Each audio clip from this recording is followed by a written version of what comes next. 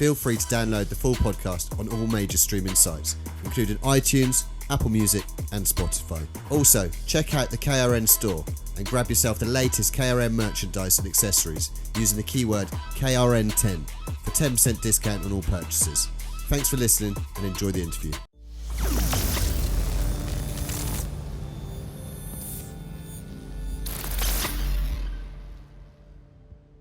The teacher grabs me when I'm going to stab him. Walked back in the bedroom, went to the drawer, took it out, walked back to the bar, said, "You ain't going out." In the end, real hatred for sex offenders and paedophiles.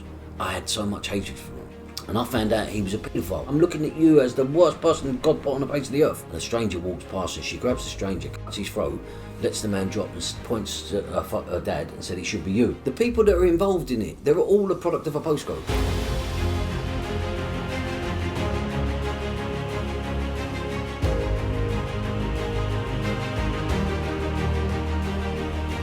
Hi guys and welcome back to KRN TV. We're bringing you the most exciting interviews from around the world. As always, we've got a fantastic guest. Today we're joined by a former career criminal who's managed to turn it all the way around to the full circle, Gary Hutton, who's also the founder and CEO of Product of a Postcode charity. And at the moment Gary's doing a lot of motivational work, going into schools, been in prisons as well. Yeah. But he's done the full circle. Gary was obviously a former career criminal, ended up in jail, ended up going to the worst place, the depths of it, end up in the mental hospitals within it, and like I said, he's a full redemption story, absolute inspirational story that needs to be shared as much as possible. So Gary, thank you very much. No problem. For joining me today. No problem. And let's get into it. So like I said, it's impossible not to start at your start, where the postcode, like you say, where you're brought up, who you're brought up around, and that setting, that original setting. So you're from E1 or Brick Lane? Yeah, so I'm from E1. I was born in Brick Lane, and it was a poverty-stricken area, and people settled there to want to better themselves and moved out. So when I was a kid, it was a lot of Jewish people. So they settled there for the rag trade, and they was setting up businesses and whatever. And then once they made their money, they moved out to places like Golders Green, very Jewish areas now. But yeah, it was a very poverty-stricken place, and my parents come here in the 1950s. And my mum was from the south of the country, Cork. And the person that fathered me, which I just, to this day, I can't bring myself to say, my dad, as we would talk about dads, and you would talk about your dad. And he was from Northern Ireland, Derry. And he come out of National Service and went to settle in Brick Lane. My mum was there already with her mum and her brothers and sisters, and they met and had 11 children. So so there's never going to be much to go around, even if it was a wealthy household when there's 11 children there. So even you have all the money in the world and it's not going to happen. And so it was hard growing up. Especially, but at first I had a lovely life. My mum was such a doting woman, but she had a fiery temper as well. Yep. One day she went into the school. A teacher, one of my brothers, was being naughty in school, and the teacher picked up a set of keys, chucked it at his face, and it hit him. And so he ran out of school and he went and told my mum. My mum ran up to school with a gun, but it was an air gun. They was called Black Cats at the time. It was again, it fired out. You had to push the metal in and then put the air thing in it, and you used to fire. And she went into the classroom. And she was teaching the class, the teacher, and she went in there and put it to her. She said, "If you ever do anything to my son again, I'm going to shoot you." Jesus. And she went home and she went in the back garden and she opened up the blue pot of paint, chucked it in there. So this gun was forever blue. I remember playing about with it as a kid. It was blue. So, there was no CCTV, there was only your word against them back then. And the police come, the school phoned the police come round, and she just denied it completely. Said, "I don't know what you're talking about, there was no gun or anything like that." Police searched for a gun, never found it because it was in a paint pot. But she was a very fiery woman, but she was really she protected us like you wouldn't believe. And she would never let anyone take a liberty or anything like that. And, she doted on us. People where I grew up, we used to have this window that used to open up, you could push upwards from the kitchen window. She was always at the kitchen sink or cooking. And people now to this day, 40, 50 years on, say to me, "Your mum made the best chips." Because what she used to do, because where there was 11 of us, she didn't go to the shop and buy a couple of potatoes. She used to buy a sack. And so she'd make all these chips and then give them to the kids on the estate as well.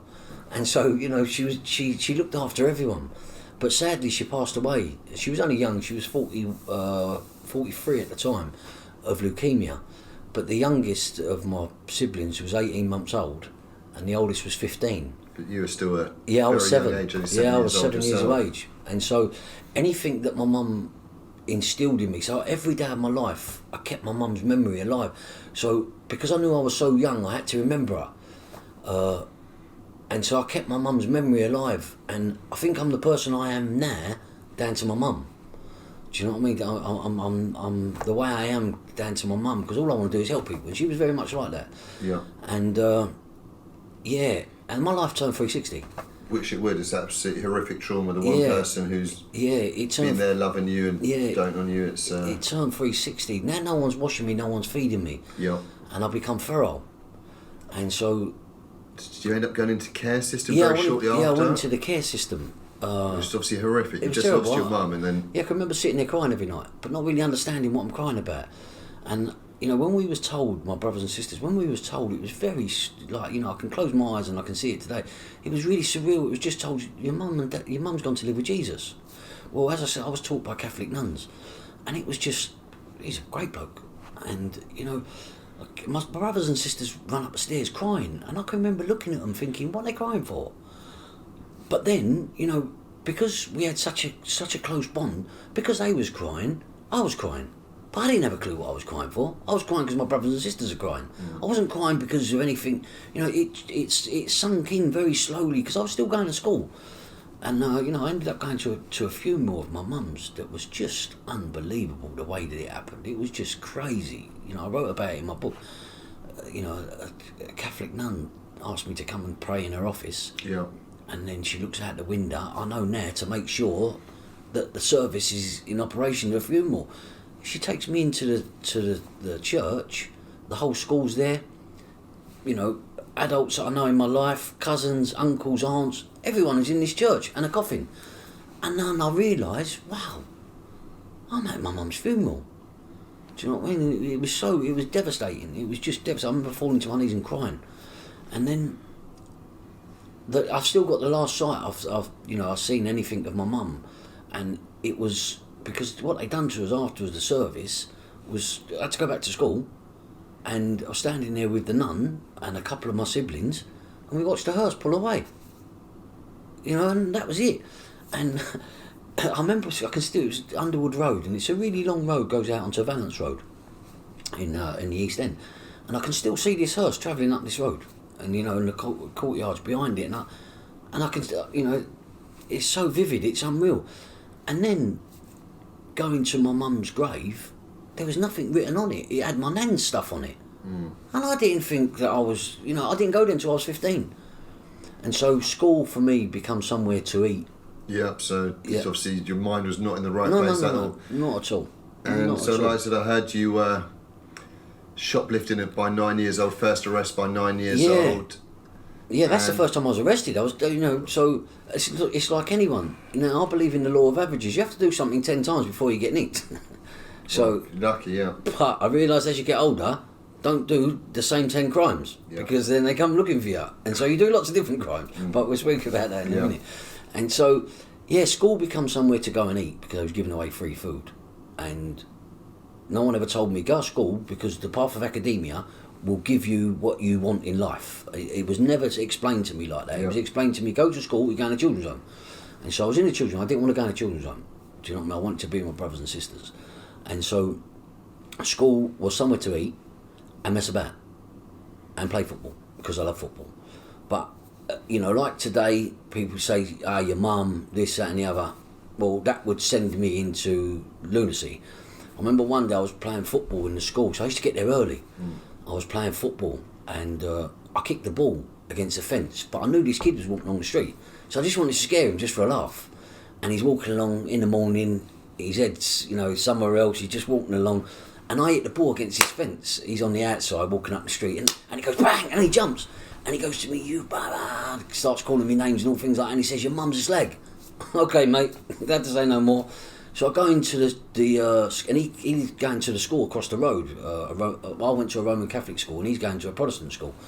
And so I goes into the kitchen in the school, gets a knife, walks out the gate, walks into his school, I'm searching the classrooms until I find him.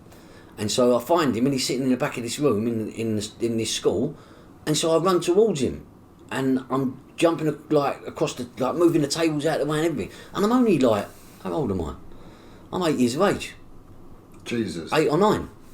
And the teacher grabs me. I was only small at the time. The teacher grabs me when I'm going to stab him. I don't think nothing of that. Do you know what I mean? At the time, he's getting stabbed. That's what you do. Because where I grew up, violence... So, my brothers and sisters was doing... So, someone my own age, same height, same weight, wants to have a fight with me. You're not really going to hurt me because my pain threshold was different. And I was used to pain. Because, the night before, 3 or 4 of my brothers might have been roughing me up, beating me up, but they're thinking they're toughing me up, but they're beating shit at me. Of course. Do you know what I mean? So my pain threshold is different. So someone my size, if he punches me, you're not really going to hurt me. Do you know what I mean? At the time, you probably hurt me now, I'm getting old. But, yeah, so, my pain threshold, and I was just so angry. But realising now, I was suffering trauma. 100%. Something terrible, do you know what I mean? Yeah. And, I used to walk through doors, go shopping, go somewhere, and I'd look for my mum, because I couldn't get it in my head that she's gone. Do you know what I mean? And as I said, when I was 15, I went to the grave, and it's everything about my nan, pictures of my nan on it, and I was like, what's going on? My mum ain't dead then. And it made me look for even more. So I was really messed up. And school, it just wasn't for me. School's a write-off then after that. Yeah, because, you're mixing with other young, boisterous young people, do you know what I mean? But school for me was really a laugh, do you know what I mean? It was just to go and have a laugh and mess about. And I'll never forget one teacher, he just wanted me out of school, the headmaster. His name was Mr. Hawkridge in St Bernard's in Bethnal Green. And every morning he used to call me up to his office, he'd give me a £5 and a £10, and he'd say to me, go to the Caf Polices in Bethnal Green, get me breakfast, sandwich, whatever. I say, yeah, no problem. But I used to eat, he never used to have no change, I never used to give it back to him, and he didn't care. He knew what he was doing. He wanted me out of school so he can, it ain't going to be disrupted this morning. Yeah. And I'd have breakfast in Police's Caf. He'd pay for it, never asked me for any change. Just go back, give him a sandwich and a cup of tea that he wanted. And I'd be in Police's every morning eating breakfast, but he just wanted me out of school. And I thank him in a way for that, do you know what I mean? Because he knew I was hungry, he knew I wanted food, and so basically that was his way of feeding me every day. And I'd have first and seconds and thirds in at dinner time as well. Of course. Yeah. So as a child though, was there any legal aspirations of what, you said you liked football, did you want to be, do you ever think, right, I could be a professional footballer, or there's any... No, every kid, if you're playing football, you think you're going to be a footballer. You know what I mean? Or you want to be a footballer. And so I was quite good at football, and I was very skillful.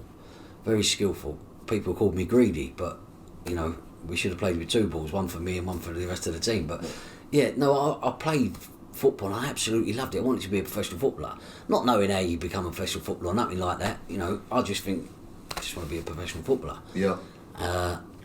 And that wasn't for me. At the time, there wasn't no money in it, and really what I was being taught was different things. Yes. You know what I mean? At a young age, I'm being taught to go shoplifting, and this is my norm. Whereby I'm given a bag, an old woman's hold, like a trolley thing that you pull along, a list, no money, and just told to go and get this food, and I'm shoplifting every week. Yeah, so it's instilled in you at a very early age. And it wasn't even, it's the norm, it's not crime, this is just normal behaviour. Just normal. So I think everyone goes out shoplifting. No one goes to work, because the parent that I've got is basically an alcoholic and got his hand out all the time for me to give him money.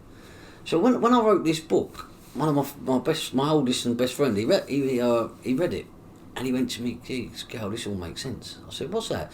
He went, when we was kids and we was getting money, and before I went in, I used to say to him, I'll look after this, 100 quid, 150 quid, whatever it is. And I would take like £100 indoors, give him 50. And then, but I had to give the money over.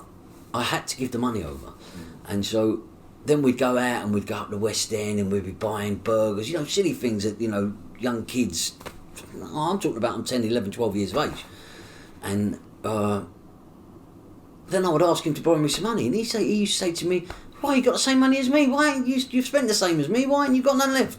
Don't worry about it, just give me, I'll give you back later. And then when he read the book, he realised that you had to go in and give the money, didn't you? And this person was drunk all the time. And he was a schemer. Do you know what I mean? He was a schemer. So if you've served in the army, there's a charity called SAFA, and it's seamen, servicemen, or something like that, and they give out to the soldiers, ex-soldiers that have fallen on hard times. He used to march us up there in our Sunday best, which was sellotape around the shoes and cornflakes boxes in them, and make us sit there, and he'd be begging for money. And then he'd get, they say, "All right, you need a washing machine, you need this, you need that." He'd go in the pub, change the check up in the pub, and spend it all in the pub. Terrible. It's crazy. But he was my, he was my person to look up to. I put this man on a pedestal with Jesus Christ. Yeah. He was and all my lessons was coming from him. And I wrote in the book and something, and it's very poignant. So I'm your dad, and I'm going to learn you a life lesson. And the life lesson is to cross the road. It's very simple, but you're going to do it through my learning. And so I take you to the side of the road, and I hold your hand, and I say to you, "Son, you must remember this lesson. You've got to take it through life, and you've got to do this every day." And so we stand at the side of the road. No cars come. And it's just quiet. No cars come. We stand there a couple of minutes, and then you hear the sound of a lorry. And I grab your hand, and I run you across the road. Yeah. You think that's how you cross the road. Yeah. And it doesn't necessarily mean that the lorry smashes you up, you end up A&E with broken bones and all things like that. This is every lesson in life. This is drugs, this is sex abuse, this is mental abuse, this is absolutely everything. These are all lessons. And so one day, I've gone through the extreme, and I've watching people cross the road, and they press this green button. And they seem to have a lovely life. So that's now how I cross the road now. But I had to undo all the lessons that I was taught. Yeah. And but I mastered running out in front of lorries. I mastered it. Well, if that's all you know, that's all I know. Yeah, so I mastered running out in front of lorries because my lessons was different. Yeah. But I mastered every single one of them. Naturally, that's all. Like I said, that's all you know. You become a professional at that. So the first time he ever learnt me to shoplift, I was following around a shop in Whitechapel, and I was following him around. He said to me, "I'm going to show you how to shoplift." Okay. And he picks up the cheese and he puts it into his pocket. So every time I went into a shop, that's what I was doing. I was nicking bits of chocolate. I was, just before school, after school, during school, every shop I went into, I would just nick something. It just that's what you do. You just go into a shop and you take something. And so, that evolves. Of course. And what about your older brothers then? Were they... So my older brothers, they was doing stuff. Yeah. But not like me. Do you know what I mean? They was doing stuff. But he sees something in me that they didn't have. And that was, I'll do anything if you teach me it. Yes. Do you know what I mean? I'll do anything. There's no fear. And so he saw that in me. And later on in life, other people saw that in me. But these was all lessons. I was moulded. Yeah. So I heard you saying you sort of got spotted at the age of 14 years old by some sort of older ones. Yeah. They tested you out, and I'm sure from there you passed the test with flying colours, and then I'm sure you could start getting into more serious crime. And then you just getting more into serious crime. It's networking. And it's same as in the real world, but there's two worlds that run along each other and they're parallel. You've got the world that I live in today, and then you've got another world, and it's called the crime world. And it's networking. So, there might be a team of people that's got something and they go, it'd be good for that, blah, blah. And so, it's exactly the same. But then, in this paralleled world, we're in the straight world. You do everything straight. You go to school, you go to university, you go to college, you go to university, and you get a great job. Yep. Well, in this world, you go to a different college, you go to a different university, and you don't get the great job. Yeah. You don't get the great job. You just spend lots of time in the university, which is prison. Yes. Yeah, but it's all networking. It's exactly the same the way. wrong sort of networking. Yeah, but see, so if someone has got a business and their business is ticking over, but there's something they can get, but they need someone who's got the right skills, the right temperament, the right understanding to achieve a bit more, you go and get that person. Someone headhunts them. Same as in the criminal world. It works exactly the same way. Definitely. It's just two different worlds. They run parallel with each other. You know, and there's nothing to be glamorous about this world. Do you know what I mean? The people that are involved in it, they're all a product of a postcode. Because, see, I set this charity up, the product of a postcode. And basically, we're all that. For me, all walks of life. Even in the straight world. So in the straight world, someone, you know, teaches you maths, someone teaches you English, someone teaches you all these great lessons around academia. You know, and you go on to have a great life. Yeah. You know, But and they're a product. They're a product of a postcode. 100%. The people around them, what they're taught, the ways. You're a product of a postcode for whatever reason in life. You know what I mean? We're all a product of a postcode. But unfortunately, in my postcode, I was taught all the wrong things, and I took a different path. But thankfully, you know, I didn't spend 25 years, 10 years, 15 years in prison, because I realised that this ain't for me. This is not for me, because in this world. Same as in this parallel world that's normal, there's some terrible people that have got different agendas, that want to tell different stories. Do you know what I mean? And so I sort of realised these people ain't as straight as, you know, and as upfront as they really are. Do you know what I mean? You meet some, you know. So it was the one prison sentence you had? So I for this prison sentence I was arrested on. So you must have been fairly lucky, obviously, between the age of 15 and 20, or like you said, you're a professional and you knew what you were doing and you'd been sort of taught by career criminals. Yeah, so I was committing crime all the time. Yeah. And so, but as I said, I really truly believed there's 1 in 10. So I was 1 in 10, I had one brother died. So I was 1 in 10, so I always got that in my head. That was my thing, 1 in 10, 1 in 10. So I never spent too much on, I never committed crimes that's going to get me noticed. I'd swap. Yes. So I was committing different crimes. Yeah, so I was committing different crimes, across my life. And so that was good for me because, all I wanted was money. I didn't, drugs involved or anything? No, so so as a young kid, sort of like 15, I remember watching my mate say he was projectile vomiting. They're just trying out heroin. And I was like, whoa, that's not for me. I wanted to have a drink. I wanted to go out and party. Yeah. That wasn't for me. Sitting comatose and being sick and going on. Thank God. Yeah, that wasn't for me. So I didn't want no part of that. I didn't want to take drugs. I didn't want to. It was more. I just wanted to better myself, and I didn't have the education to better my life. And so, but it was for me. I just wanted to better myself. Every day. I just wanted to better myself. And unfortunately, my addiction is and was money. Yeah. And so I can't have vast amounts of money. So I have vast amounts of money, it just ruins my life. It becomes out of control. It's the same as drugs. It's the same as alcohol. It's the same as drugs. It's the same as gambling. It's an addiction. And so I can't. That's why when I wrote the book, I set up the charity and gave all the money to the charity because I don't want loads of money. I'm quite happy with what I got, and I don't want loads of money. I'm not chasing money because every day of my life I was scheming. Yeah. My head used to go like tick, tick, tick, tick, tick. How do you get a few quid and looking, everywhere. I mean, so when I first changed my life, I used to walk along the street with my hand in my pocket. I used to pinch myself because I could see money everywhere. And so that would stop me. Do you know what I mean? Me pinching my leg would stop me because I could see money everywhere. It would take me a couple of minutes to take this sleeve off. I look like a different person. That becomes a balaclava. Yeah. You know what I mean? So I had to learn all these things about myself. Yes. But through my life, it was, nothing was, it was just destruction. Growing up though, who are your mentors as such? Because we all find mentors even if in the wrong place. Like your dad was your mentor. It was just people involved in crime. Yeah. But not thinking, I never realised, where I grew up, there was a lot of crime that, but as a young kid, I didn't know what these people were doing. Do you know what I mean? I just knew they wore nice clothes, got nice cars, and they can spend lots of money. I never related it, at the age of 10, 12, that they was criminals. They was just people that just went out and got money. Yes. I never knew people that got up at 7 a.m, went and done a day's work, sat round a dinner table and spoke about their day at work. That was non-existent in my life. That didn't happen. So prior to your jail sentence, did you ever work a straight job? So, I tried it a few times, and I could see the money, and yeah, It's the criminal mind Yeah. always destroyed. yeah, I could see the whatever. money.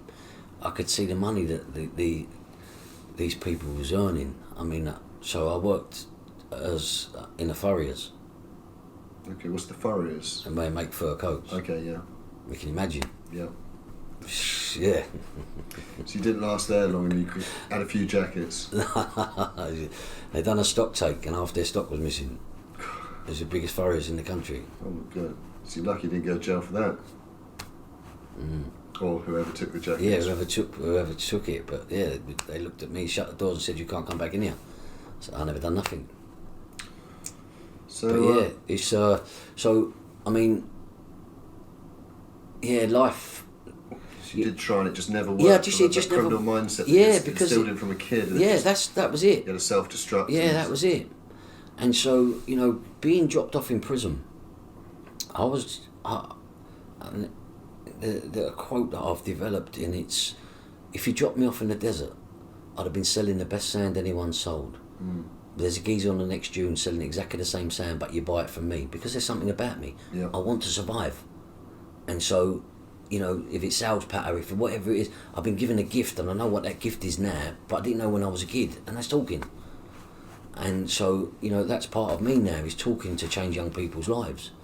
I mean, prison, that parallel world that I was telling you about, Yeah. it becomes like the estate that you grew up on. And so, you know, all these cells, you know, if you want something, you can go to Dave, who's up there. If you want something, it's just the same as on an estate. John's up there, go and get that from him, whatever. And I was involved in the currencies in prison. Yeah. And so it was just about survival. My cell looked like Tesco's. So what actually led you to go into prison then? What was the So crime I was, that actually I caught was you for arrested eventually? for £5 million. So the country was being flooded with counterfeit money, £50 notes, and I was part of that. But see, again, So you must have been an elite crime at this time there then to be in. yeah. So but So see, you slowly climbed the ladder Yeah. and evolved Yeah. from role to role as Yeah. you would in any. yeah, in anything. Unfortunately, it's the criminal Yeah, it's the ladder. criminal. And so when I was arrested for that, I was sold by someone for 45 grand. One of your friends?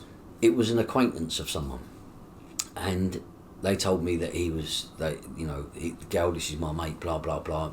Okay, have a drink with them. I don't like them, but my co-defendant likes them, and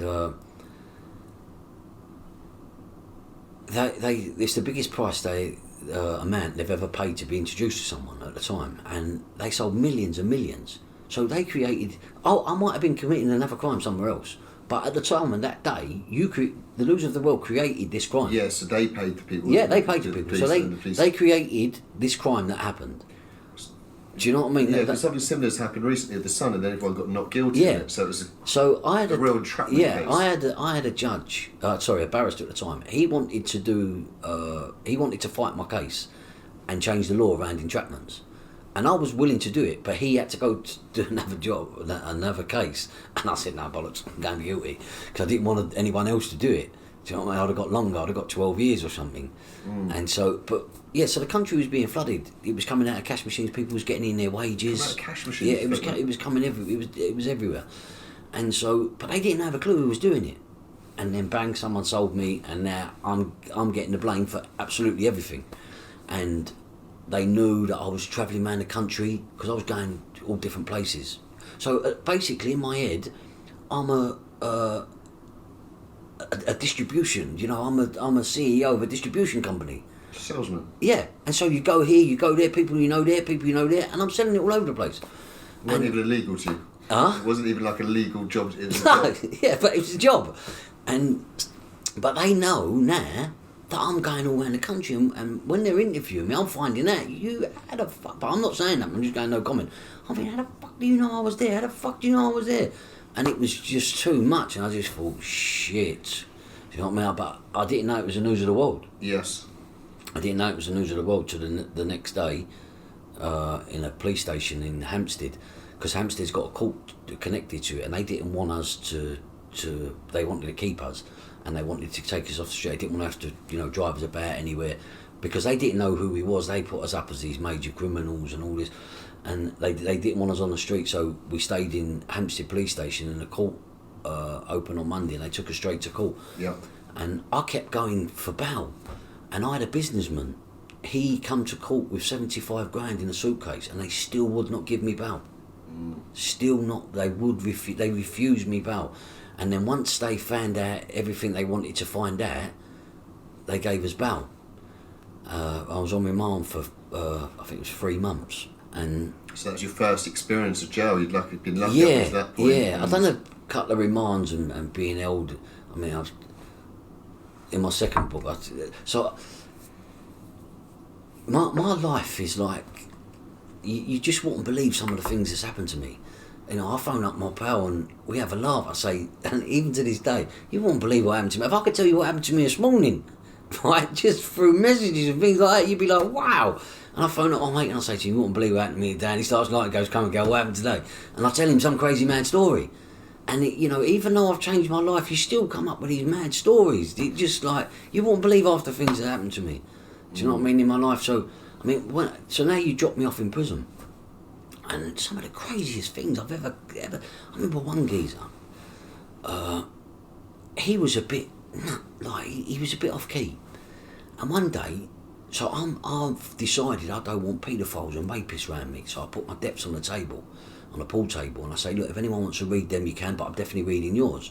And loads of people disappeared in the night, doors was opening, I could hear them opening the doors, people were disappearing. But there was one geezer, he did eventually disappear, but I couldn't work him out, I didn't know what he was. And he come to me one day, he had the maps to the prison, right? And he starts talking about all this, you know, when we take over the country, we need to have these things. I'm looking and thinking, Jesus Christ, you shouldn't be in the same prison as me. But he disappeared as well. And I've always thought in my head, where the fuck did he get these maps from? But he had full maps of the prison. Do you know what I mean? There's some crazy, crazy people.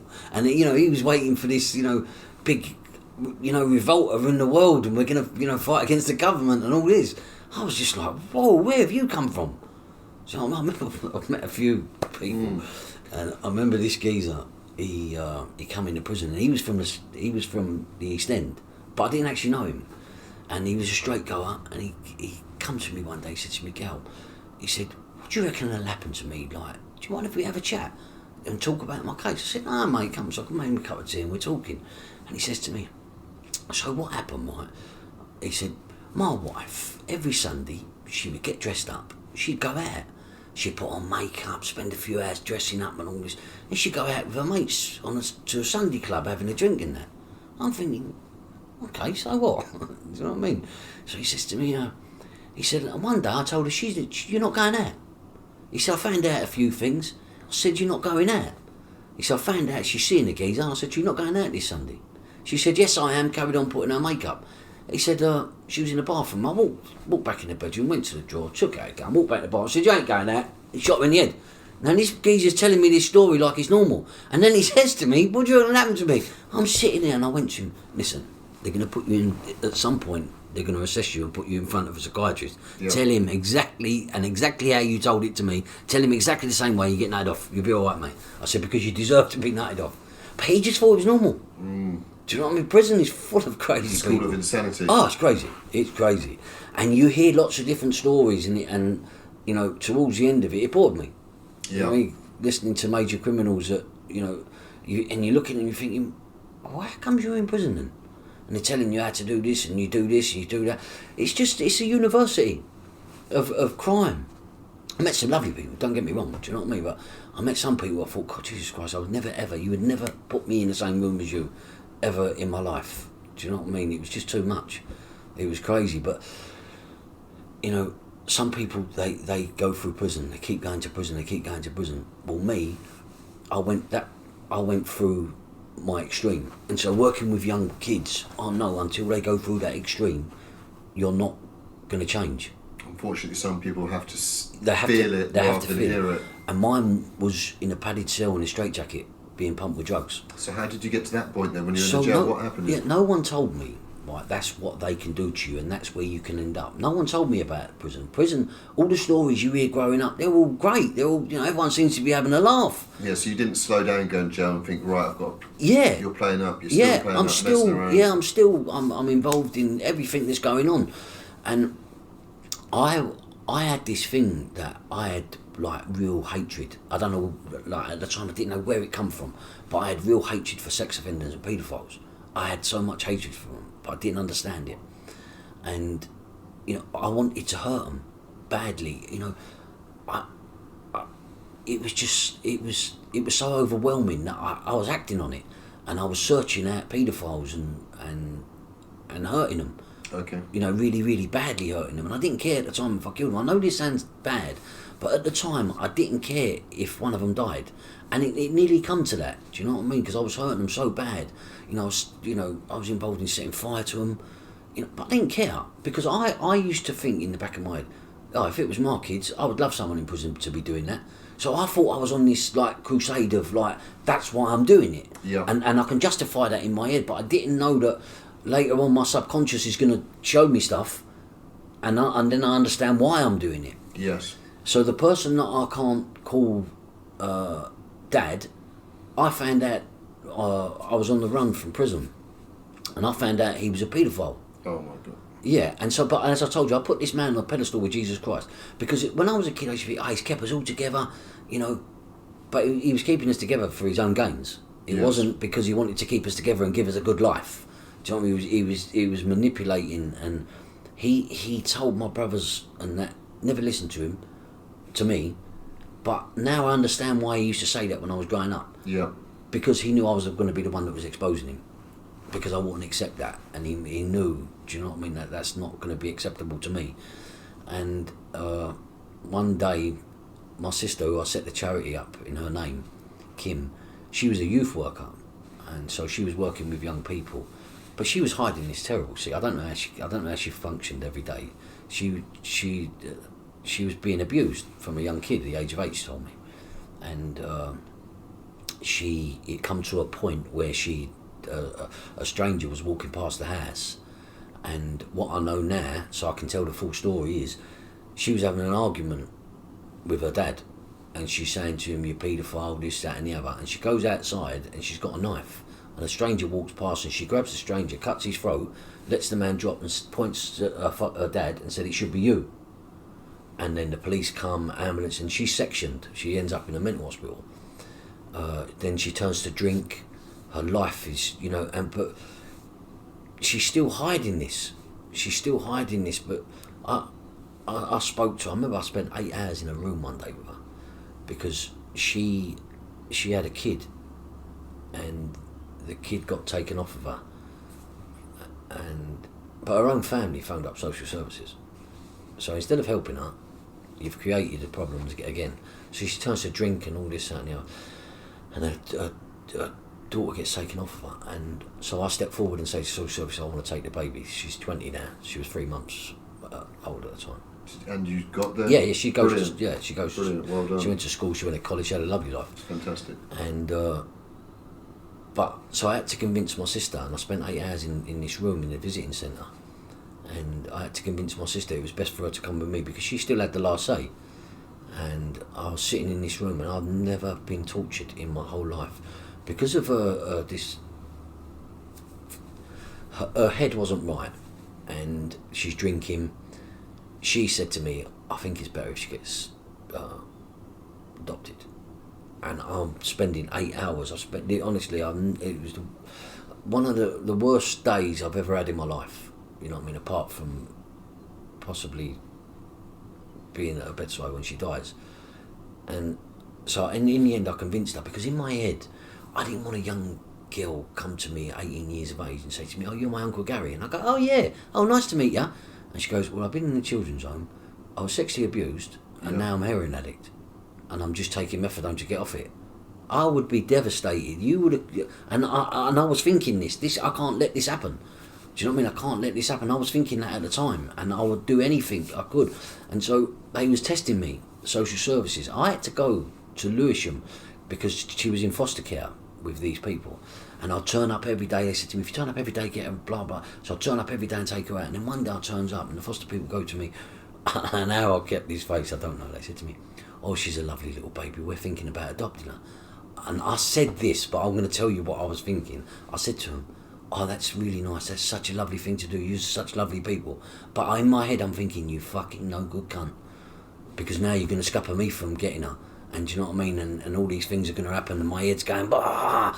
And so, you know, but it was a good thing that they was trying to do, and I do, but at the time, I was just thinking, you know, good cunts. Yeah.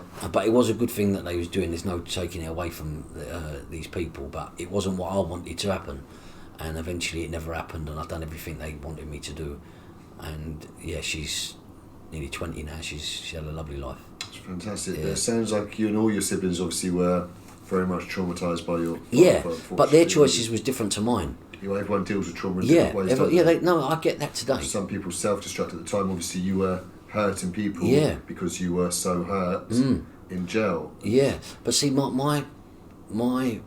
we was told in prison, because he tried to commit suicide, hospital, he tried to commit suicide, and so we went into the hospital, and to this day, this plays out in my head sometimes when I sit and think about it. There was a nurse, and I know nurses don't speak like this. We walked into, because I couldn't go to the secure unit that my sister was in, but I could go to the hospital, the London Hospital in Whitechapel, because there's no security, you can just walk in, and I'm on the run from prison. And so I said to my brother, I'll meet you there, and we'll go in and see him and find out what's happening. And we goes in there, and we walks up to the reception, we gets to the ward, and there's a nurse sitting at a desk, behind a desk, and I said to her, could you tell me where Mr. Hutton is, please? And she got up out of her chair, stood upright, looked at us and went, you don't want to worry about that cunt, you want to worry about your sister. So I looked at my brother and said, and she walked off. I looked at my brother and said, what the fuck is she counting on about? I didn't know nothing. I didn't have a clue. And we look over to the right, and there's like little wards with doors, one bed in them, rooms. And another brother of mine pokes his head out and says to me, hey, he's in here, come here. So we walk up, we go in, and he's laying on the bed, and he says, you're going to kill me. And I said, who's going to kill you? He said, you're going to kill me. I said, why ain't they going to kill you? What's it me for? You know, I'm trying to make light of it. What am I going to kill you for? And he went, all I done was touch her tits. And I went, what's he talking about? And he went, my brother went, oh, he don't know what he's talking about, he took drugs, he don't know what he's talking about. I went, no, you're fucking right, I'm going to kill you. What the fuck are you talking about? And so my brothers take me outside. I want to fucking beat him up in the bed, I couldn't give a shit. And my brothers take me outside, and they do this thing. Let's not tell anyone what we heard in that room. I went, fuck yous. And I was living on the run, I was living in North London. And I walked from Whitechapel to North London. I don't know how I got there, I don't know what streets I took, but I remember getting there, sitting on a bed, and just looking down going, what the fuck just happened? What the fuck just happened? And the person I was with at the time in North London, they said to me, what's wrong? I went, no, nothing. They went, no, there's something seriously wrong. What's wrong with you? I went, no, nothing. Never told anyone. Yeah. Because I don't know what's going on in my head. And I end up back in prison. It's nearly Christmas. So I end up back in prison, I get nicked. And I go back in prison. And if you want time to think, it's the worst place in the world. Because you've got every hour of the day. And so I'm sitting in the cell, I'm going over and over everything in my life. And so I didn't know what I was suffering from. But later on I was giving a talk in a university, and there was a soldier what's that charity soldier thing? I can't remember what it's called now. But anyway, it was for that, and he was doing a talk. But I was on before him. And he said to me, Gary, I want to talk to you. After he listened to my talk, he said, but I've got to go and do my talk now, but I want to have a fag with you afterwards. You wait around. So I said, yeah, no problem. He said to me, what you've just described, because what happened to me, right? So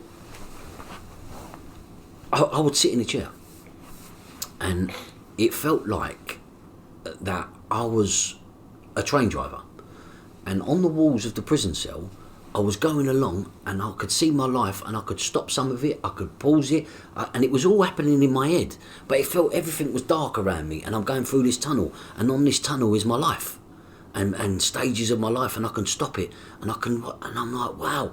One day, I'm a young kid, I'm about 10 years of age, and I'm probably playing out football or something like that, and I want to go away.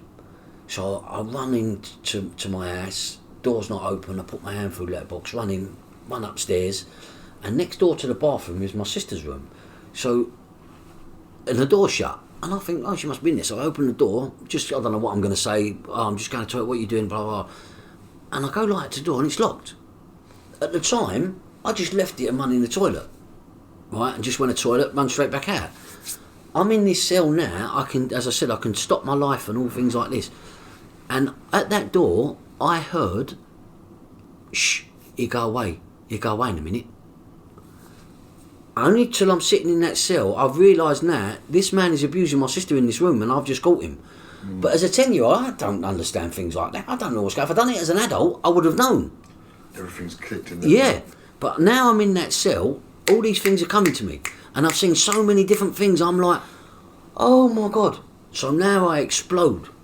Destroyed your brain. Yeah, it's done me. My brain is now mush. And so, as I said, I put this man on a pedestal in Jesus' life. Now I'm looking at him as a different person. I'm looking at you as the worst person God put on the face of the earth.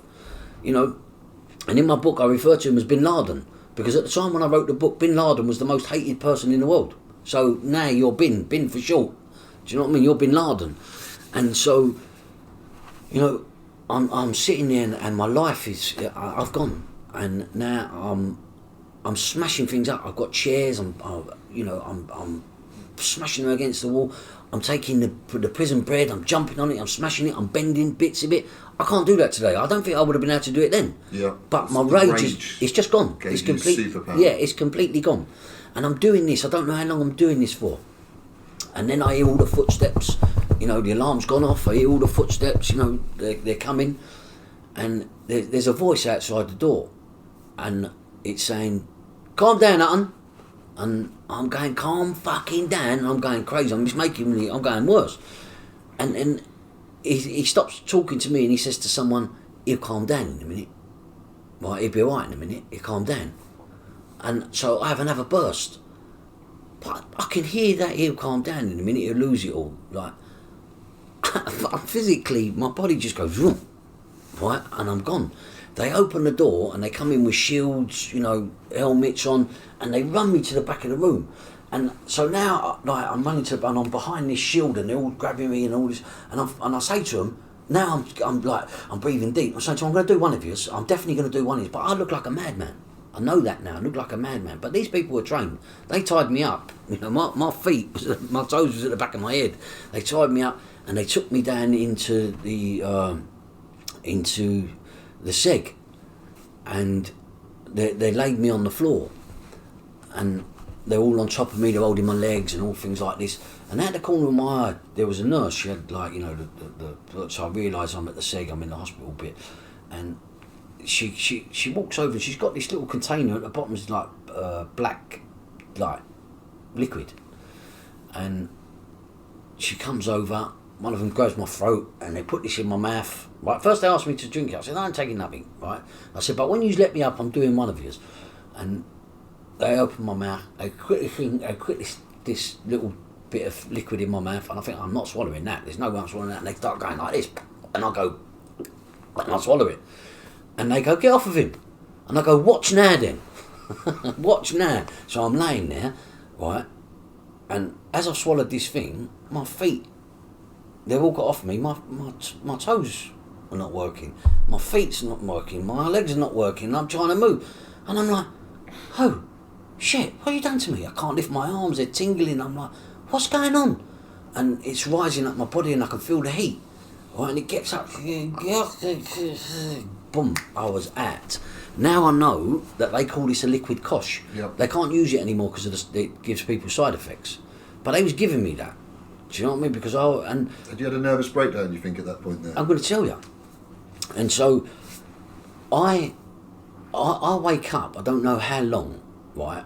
And I'm on my back and I'm looking mad, and I wake up. I don't know how long I was there for.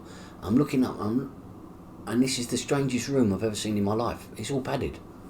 And I look round, and like there's you know, there's nothing in this cell.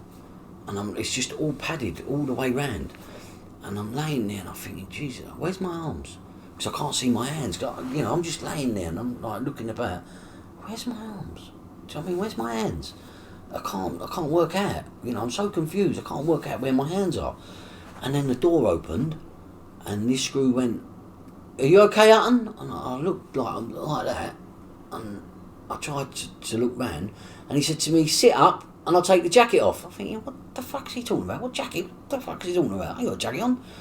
And so I get up like this, and I'm laying there sort of on my side, he undoes the jacket, and then my arms drop. God knows how long I was like this for. Do you know what I mean? In a straitjacket. I'm looking about and I'm thinking, God, what is going on? I don't feel right. And he's talking to me like this. He's like, I'll tell you what's going to happen. And I'm looking and thinking, what the fuck is he talking to me like this for? He says, I've got a towel for you, some shampoo, some soap, and he keeps saying, and I'm thinking, he must think I'm a dickhead or retarded or something. Something's not right here. But I can see it all, but I can't react to nothing. And he says, so you're going to go and have a shower? I thought, all right then. And so I crawled over to the side of the wall, to like the paddy wall, and I tried to get up. And I explained to you guys, you ever seen a horse or a cow or anything being born? They've got no legs. And when they're being born, they're just like, their legs don't work properly. And so I'm getting up, and I'm swaying, and my legs won't hold my weight. And I get up to the wall, and I'm like, what is going on? So he's asked me to walk out. And so I'm walking. I think I'm walking normally. Do you know what I mean? He's given me the towel and a bit of soap. I think I'm walking normally, and it's about 25, 30 yards to the shower. So I'm heading towards the shower. It must have, what I know now, it's took me 20 minutes there and 20 minutes back. When I've gone in the shower, I can see the water, but I can't feel it. I'm just standing under the water like that. He sits me down, and he says to me, right, two things are going to happen. He said, you sort yourself out, behave yourself, go back to normal population, behave yourself there, do the end of your sentence, go home. Or we keep you like that. Well, I didn't understand what that was. I didn't understand it. It was only till when I've got up out of the chair and I'm walking back to the cell, and I'm like, I'm shuffling. I look like a zombie. And now I'm realising, and my speech is slurred. Do you know what I mean? And everything was slow for me. I couldn't react to nothing. And then I realised, that's what that is. That's what it means. It means this state. And no one ever told me that's what they could do to you in prison if you ever become someone they don't want to, they don't want, or they don't want to be disruptive. No one ever told me that. I never heard these stories. Do you know what I mean? And then when it happened to me, that was my extreme. Because I looked up, right, and I said, if you get me out of here in sane mind and good health, I would never do anything but good with the rest of my life. And I have done that. You're so lucky as well. Because once people go to places like Broadmoor, sometimes they never get out. So I wouldn't tell them. I wouldn't psychiatrist. You get interviewed by 3 psychiatrists. I wouldn't tell them what was wrong with me.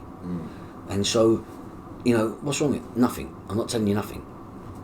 Because I knew if they went to my brothers and sisters and said, oh look, he's just told us this, they're going to say, he's making it up, he's mad. Yeah. Do you know what I mean? So I wasn't going to say anything. I wasn't going to tell anyone.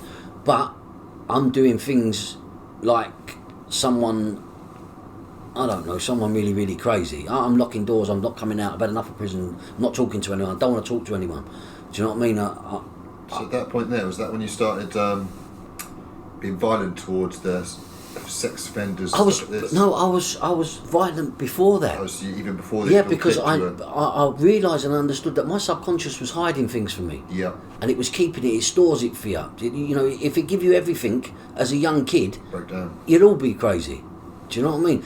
And so, as I was saying, I was doing this talk at a university in this soldier, and he said to me, he'd done his talk and he come out and we had a cigarette, and he said, Gary, the way you explained it, he said, that's post-traumatic stress disorder. That's one of the first things a psychiatrist does when a soldier's been in battle and he's become unwell. He tells the psychiatrist, it feels like I'm on a train and I can sort I'm no medic. I was just writing it down. What's happening to you? Yeah, writing it down in my book. But he said to me, that's the first thing the psychiatrist looks for post-traumatic stress disorder. And when he said it to me, I went, I ain't been in no war. But it was my extreme. It was my war. Do you know what I mean? Every day of my life was a fight. Yeah, sometimes the wars don't have to be physical. Yeah, it doesn't have to be. It doesn't have to be bombs and explosions and people dying in front of you. I mean, I've seen people get hurt. I've seen people. I've hurt people. I've also been hurt. But see, growing up the way that I grew up, violence was really the norm. Yeah. I've still got a scar here on my left arm where my sister stabbed me. We had a stupid little argument. She went and got a knife out of the kitchen, bang, straight in the arm. But I wasn't taken to no hospital and stitched up and all things like that. And it was like, it ended up like a worm on the top of my arm because it was never stitched up. You know, I've been hit round the head with baseball bats. You can see the scars on my head. I'm writing about this in my other books. It's the most craziest story you'll ever hear in your life. You know, I end up because the police, once you've been a criminal, the police don't like you. A person went in, I'll just tell you a little bit of it. A person hit me around the head 6 or 7 times with a baseball bat. I got all scars in my head. Yeah. And he went to the police station and said, my life's in danger. They said, who is it? He said, me. Me, meaning me. I was in the police station for 4 days and taken a call. And they told me I smashed a window. And they wanted to remand me. So I said to the judge, 1 second, slow down.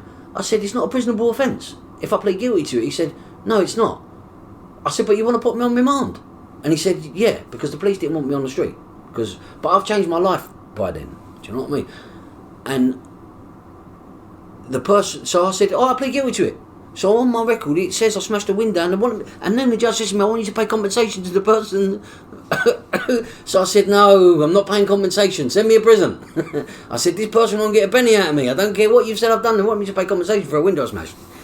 So, but see, that's another thing. When you've been a criminal and you've been involved, and you've got, especially if you got away with stuff, they don't like you. They know you're at it. Yeah. They don't like you. The things that have happened to me, you would not believe, because of it. You know, I ended up in court once, in near Heathrow. What's it called? Oh, Crown Court. I was accused of hitting 3 police officers, and they took me to court. And I proved each one of them was lying. I had a woman police officer, she was crying. But they tried to stitch you up. Do you know what I mean? For other reasons. I just done a 48-hour protest in the police station in Bethnal Green, which my next book is in there. Yeah. Because I had enough. You know, you either charge me with these things that you're doing, or you stop, because it doesn't take 3 months to go to the CPS and say, should we charge this man? You make me keep coming back to the police station every week because you know that I was once a criminal. They treat you completely different. Now, see, I've just done something, right, because I wanted to prove something. So I've took time off from the charity during COVID, but I've gone to work in schools, right? I'm still working in schools, but I've applied for jobs. Right, I've got all the experience in the world. So the charity I set up is an alternative education provider. So we go in schools and for kids that are like me, we do alternative education. So to get them into education, into mainstream education. So, you know, all these workshops are all written by myself, right? And so we're an education provider. So the charity works alongside lots of London boroughs. So I've got all the experience in the world. I've done mentor training, I've done everything. I've got all the experience in the world of working with young, disengaged young people, right? And I have a track record. I've advised certain government bodies, Youth Crime and Violence Commission. They come to me and ask me, how do we work with young people? So a law is not an action has just been changed now that they deem it now right, that people like myself, or people that are working in the community with different organisations, should go into the police stations while kids are being arrested and try to get them into something positive. Hello? I was doing that 3 years ago. Yeah. I was doing that 3 years ago. Stolen your idea. Yeah. Right, but no, that's fine. So if you work with social media, your ideas get stolen. I mean, there's people out there now that steal loads of things that I do, but it's good because I am a tool for learning. I believe my life is I've lived the way that I've lived my life. As long as the message spreads, that's all that I matters. don't care who uses it, and I don't want someone to go to me, oh, this was Gary's idea, brilliant. No. So what I do is I put my ideas, and you see me outside police stations videoing it, saying I've just been in there with a kid, I've just sat him down, I've done this, now I'm going to be working with him to change his life, and I've done this to loads of kids. But then they get together because they don't want really someone like me, but they like the ideas and the sound bites that I use, but they don't want someone like me to go, oh, and put him up there and go, this geezer come up with this idea, it's brilliant. Do you know what I mean? Yeah. So now they're doing it because they've seen the effects of what I've been doing. Yes. And so they brought me in for a little bit just to see, oh, let's see what this geezer's about. Do you know what I mean? So they bring you in, but they don't want to do nothing with you. Do you know what I mean? They just want to nick your ideas and say, yeah, we done this, look what we're doing, it's great. But they don't want you per se. Do you know what I mean? And which is fine. I don't mind. Do you know what I mean? As long as they work with young people in the way that they should be worked with. And so I was doing these things that now they're making, the law, you know, to work with young people, you got me to thank. And I know that. Well, they say and this is probably imitation's the highest form of flattery, isn't it? yeah. This is the first time I've actually spoken about these things. Do you know what I mean? I gave them so when I was part of the Youth Crime Commission, I gave them a project that I'd done, and it took me 10 weeks to do, and I got all these young people jobs and everything, right? And now they're using that as a template to work with young people. Fine, great. I don't care. Brilliant. Do you know what I mean? I don't want nothing for it. As long as it's as long as it's doing it. Fair play to yourself for that. Yeah, as long as it's being done. So I am a front runner in what I'm doing. Do you know what I mean? But I don't sit there and blow trumpets up my arse and go, yeah, look at me. Do you know what I mean? There's a kid that's benefiting out there for me. I may never met him. Yes. Brilliant. There's going to be. Fantastic. When I wrote this book, people contacted me, and it's changed their life because I was open and honest. And it's like reading. The book is like reading. It's like me and you sitting down having a conversation. Of course. And so it takes you on a journey, and it's helped to people to be open about mental abuse. Mental health. Sexual abuse that they've gone through. They've been open and been able to tell their partners, and it's helped them change their life. And people addressing mental illness, because someone like myself, I mean, when someone did contact me and said to me, Jesus Christ, you need to become a psychiatrist. No, I don't. I just need people to watch, see, and you go and get the help that you need.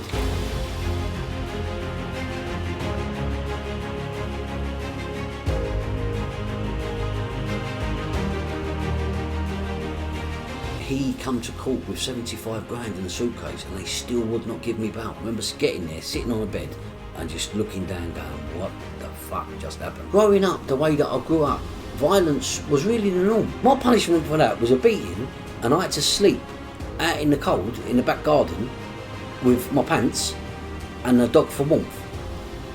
You tell me how that don't fuck someone up. You could be in the darkest moments of your life, but no, that doesn't last forever, and I will do everything for the rest of my life to help make change in young people, and that's what I was born for.